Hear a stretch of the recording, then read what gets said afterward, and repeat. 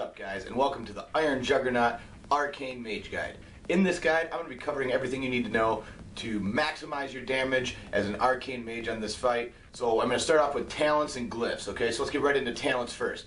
The first thing that we need to know about this fight is what bomb are we taking? Well, we're taking Living Bomb. It's a single target fight. There are no adds. There's nothing else for you to hit. You are taking Living Bomb. It is a pure single target DPS increase. That is your bomb of choice. There is no negotiation on this one. Now, as we go into some of the other optional talents that we have, Temporal Shield versus Ice Barrier. Again, both are very beneficial. Ice Barrier is very good to surviving Shock Pulse. However, if you're positioned correctly, Temporal Shield is more than enough, even on Heroic mode, to get you through that damage, okay? So, again, I prefer Temporal Shield because, again, it's off the GCD, it gives you that nice heal back, and especially during Phase 2 of the fight where there's all that pulsing damage coming out, I just think having that heal back over time is a little bit nicer.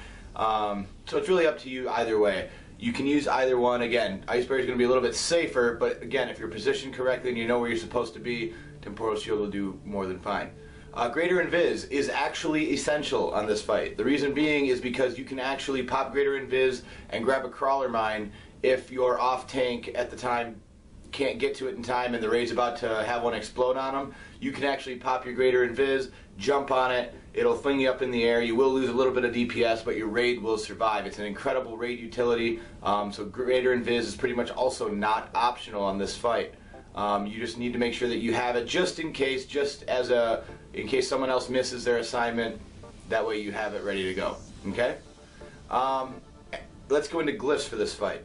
A lot of people will have Glyph of Arcane Power on this fight due to the fact that we are popping Lust at the beginning of the fight.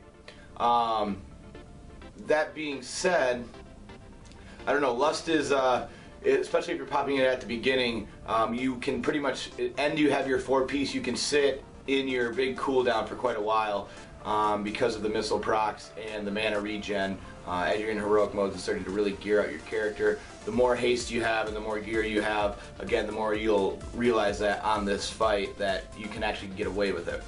Other glyphs, Armors is okay. I prefer Glyph of Evocation, obviously, because we're always supposed to be standing in our rune, and this just gives us a little bit more health regen and a little bit more self-healing, which I tend to find very useful on this fight, especially, like I said, in Phase 2.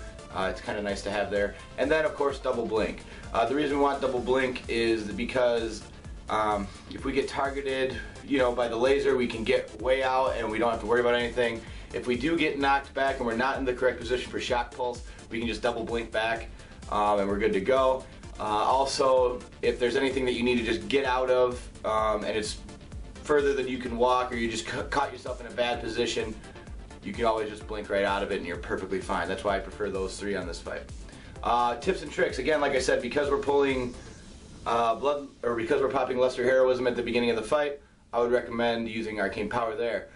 Living Bomb, again, as I said, make sure that you're grabbing Greater Invis so that you're able to help out with the Crawler Mines if need be. It's not necessarily essential, but if your raid leader asks you to keep an eye on it, you should be doing it anyway, just as kind of, be the raids, be a help to the raid as opposed to a detriment by just not having it. That's kind of the rule of thumb there. And again, as you get into Phase 2, make sure you're in the correct position. And it's just a single target burn, guys. That's all this fight is. You just can't stand in circles.